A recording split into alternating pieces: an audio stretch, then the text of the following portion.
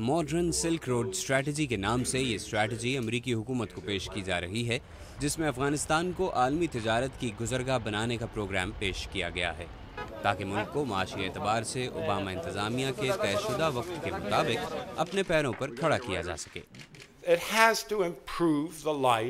हिकमत अमली ऐसी होनी चाहिए जो इलाके के आम लोगों की ज़िंदगी को बेहतर बनाए, न सिर्फ अफगानिस्तान में बल्कि पाकिस्तान और हमसाया ममालिक में भी।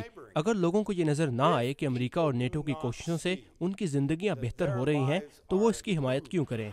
सिल्क रोड स्ट्रैटेजी में अफगानिस्तान को सड़कों के जरिए दीगर खित्तों से मिलाने का प्लान पेश किया गया है।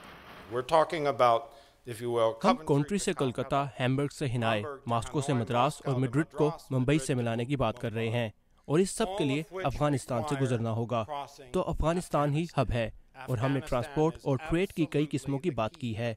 हम सड़कों की बात कर रहे हैं, रेल रोड्स की बात कर रहे हैं, हम पाइप लाइनों की बात कर रहे हैं, P2P यानी तुर्कमानिस्तान, अफगानिस्तान, पाकिस्तान और इंडिया पाइपलाइन, वो सब इसके लिए बात करना चाहते हैं। P2P के लिए अफगानिस्तान की सिक्योरिटी सूरत हाल सबसे ज़्यादा अहम है। तो क्या मौजूदा सूरत हाल में अफगानिस्तान में ऐसा कोई भी प्रोजेक्ट शुरू किया जा सकता है? Andrew Kuchins centre for strategic and international studies में रूस और सेंट्रल एशियाई उमूर के तज्ज़ियाकार हैं। न सिर्फ ये कि यह मुमकिन है, बल्कि मैं समझता हूँ कि यह इंतहाई ज़रूरी है, और अगर हमने ऐसा ना किया तो मुझे यकीन है कि हम फेल हो जाएंगे। और इसकी वजह है मुआशी तरक्की, अफगान अवाम की ज़िंदगियाँ बेहतर बनाना, और ख़ित्ते के दीगर ममालिक यानी पाकिस्तान, इंडिया, ईरान और सेंट्रल एशिया के लोगों की ज़िंदगियाँ बेहतर बनाना। और हमने कभी अपने इक़दामात से साबित नहीं किया कि हम ऐसा चाहते हैं।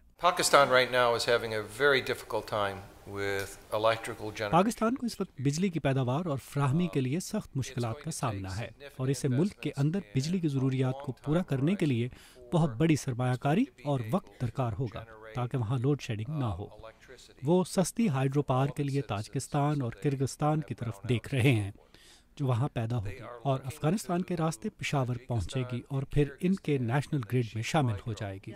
माहिरीन के मुताबिक अफगान हुकूमत के तमाम तर अखराजात अमरीकी टैक्स दहिंदगान की जेबों से जा रहे हैं, और ये सिलसिला हमेशा के लिए जारी नहीं रह सकता। उम्मीद की जा रही है कि सिल्क रोड स्ट्रैटेजी के लिए फंडिंग अमरीकी कांग्रेस, आलमी बैंक और एशियाई तरक्याती बैंक से हासिल की जाएगी। आलमी बैंक और एशियाई तरक्याती बैंक साल 2004 से 2009 के दरमियान सेंट्रल और मगरबी एशिया के तरक्याती प्रोग्रामों के लिए तकरीबन $9 अरब की फंडिंग पहले ही दे चुके हैं। Mohammad Atif, Urdu VOA, Washington.